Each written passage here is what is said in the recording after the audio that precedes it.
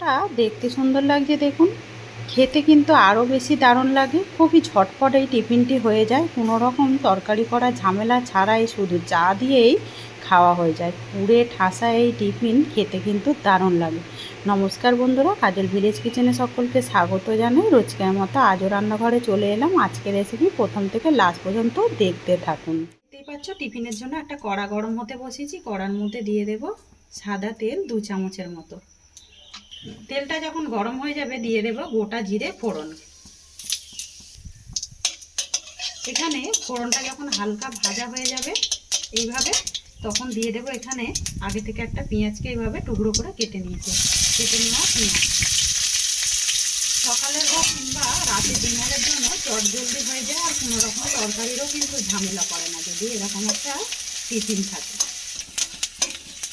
এখানে পেঁয়াজটা বেশ সুন্দরভাবে ভাজা হয়ে গেছে, আর এর কিন্তু কাঁচা গন্ধ যে থাকে এটা কিন্তু একেবারে চলে গেছে। এবারে এই ফাঁকে আমি দিয়ে দেবো এর মধ্যে একটা কাঁচা লঙ্কাকে আমি এইভাবে ছোট্ট করে টুকরো করে রেখেছি, দিয়ে দেবো টুকরো করে নেওয়া কাঁচা লঙ্কা। কাঁচা লঙ্কাটাকে দিয়েও খুব ভালো করে মিশিয়ে নেব। এবারে এর ওপর থেকে দিয়ে দেবো আমি গ্রেট করে নেওয়া আদা। আদাটা দিলে টেস্টটা কিন্তু দারুণ আসবে। আদাটাকে দিয়েও আমি 1 মিনিট মতো একটু ভাজা করে নেব। সমস্ত উপকরণগুলো যখন ভাজা হয়ে যাবে দিয়ে দেবো একটা ভেঙে নেওয়া ডিম। ডিমটাকে দিয়েও খুব ভালো করে মিশিয়ে নেব। ডিমটা বেশ কিন্তু ঝুড়ো ঝুড়ো হয়ে ভাজা হয়ে গেছে, ডিমের কাঁচা গন্ধটাও কিন্তু চলে গেছে। এই সময় গ্যাসটাকে একটু আস্তে করে দেব। দিয়ে দেবো সুন্দর রঙের জন্য এর মধ্যে হলুদ গুঁড়ো, আর দেবো সামান্য একটু চিলি ফ্লেক্স। তো এইটা আমি বাড়িতেই রেডি করে নিয়েছি চিলি ফ্লেক্সটা। দিয়ে এবারে দুটো উপকরণকে সমস্ত উপকরণের সঙ্গে মিশিয়ে নিতে হবে। সমস্ত উপকরণগুলো বেশ ভালোভাবে ভাজা হয়ে গেছে। এই ফাঁকে দিয়ে দেবো আমি একটা বড় সাইজের আলুকে আমি ছোট ছোট করে কেটে সিদ্ধ করে রেখেছি। সিদ্ধ করে নেওয়া আলুটা দিয়ে মিশিয়ে নেব। আলুটাকে দিয়েও সমস্ত উপকরণের সঙ্গে খুব ভালো করে মিশিয়ে নিয়েছি। এবারে দেবো স্বাদ মতো লবণ বা মাপ মতো লবণ। দিয়ে দিলাম স্বাদ মতো লবণ বা মাপ মতো লবণ। এবারে আলুগুলোকে খুব ভালো করে একটা ম্যাশার নিয়েছি, খুব ভালো করে এটাকে ভেঙে দেবো। তারপরে আমি আলুটাকে ভেঙে দিয়েছি, আর একদম 1 মিনিট মতো নাড়াচাড়া করে নিয়েছি। এবারে এর মধ্যে দিয়ে দেবো আমি বেশ কিছুটা ধনে পাতা।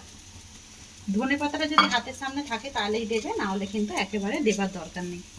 আর দেবো এখানে জিরে, ধনে, গরম মশলা আর তেজপাতাকে শুকনো খোলায় ভেজে আগে থেকে আমি ভেজে রেখেছিলাম আর গুঁড়িয়ে নিয়েছি। 1 চামচের মতো দিয়ে দিলাম, যাতে করে টেস্টটা কিন্তু পুরো দারুণ আসবে।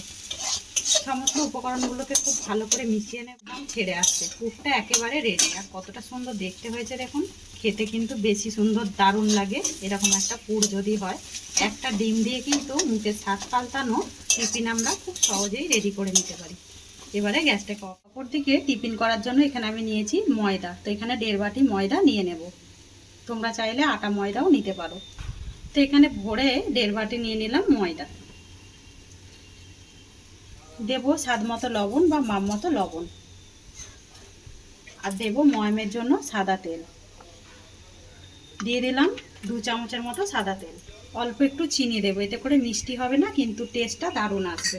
সমস্ত উপকরণগুলোকে একটু মিশিয়ে নেব। উপকরণগুলোকে খুব ভালো করে হাত দিয়ে আমি চেপে চেপে মিশিয়ে নিয়েছি।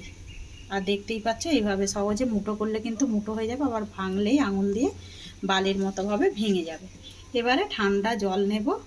অল্প অল্প করে জল দিয়ে যেরকম ঠিক আমরা আটা ময়দার ডো রেডি করি সেইভাবে মেখে নিতে হবে। এখানে আমি ময়দাটাকে খুব ভালো করে মাখিয়ে নিয়েছি। এইভাবে সফট করে একদম মাখিয়ে নিতে হবে। এখান থেকে এবারে লেচি কেটে নেব। তো তোমরা যেরকম ছোট বা বড় মাপেরও কিন্তু কেটে নিতে পারো। গোল করে নিয়েছি। অপর দিকে একটা চাকু বেলনা নিয়েছি, অল্প একটু ময়দা ছিটিয়ে দেবো, একটা লেচি নিয়ে নেব। এইটাকে একদম যতটা সম্ভব পাতলা করে বেলে নেব, যেরকম ঠিক আমরা লুচি পরোটা বেলি সেরকম তার থেকেও পাতলা করে বেলে নিতে হবে। এখানে দেখতে পাচ্ছ সুন্দর করে একদম পাতলা করে বেলে নিয়েছি। এবারে এর মাঝ বরাবর যে পুরটাকে রেডি করেছিলাম বেশ ঠান্ডা হয়ে গেছে। মাঝ বরাবর দিয়ে দেবো, একটু বেশি করেই দেবো। এবার আমি এই সাইড থেকে ধরে এইভাবে মুড়ে নেব। এইভাবে মুড়ে নিয়ে হাত দিয়ে একটু এইভাবে চেপে চেপে মুড়ে নেব। এখানে কিন্তু একটা টিফিন একেবারেই রেডি হয়ে গেছে। আর হাত দিয়ে আর কোনো বেলার দরকার নেই। কত সহজেই দেখুন একটা টিফিন রেডি হয়ে গেল। একইভাবে সমস্ত টিফিনগুলোকেই রেডি করে নিয়েছি। অপর দিকে দেখতে পাচ্ছ সাদা তেল গরম হতে বসিয়ে দিয়েছি কড়ার মধ্যে। এখানে তেলটা বেশ ভালোভাবে গরম হয়ে গেছে। এখানে টিফিনগুলো যে রেডি করেছি এর মধ্যে ছেড়ে দেবো। আর যে দিকটা এই মুড়েছি এই দিকটা নিচের দিকটা দিতে হবে।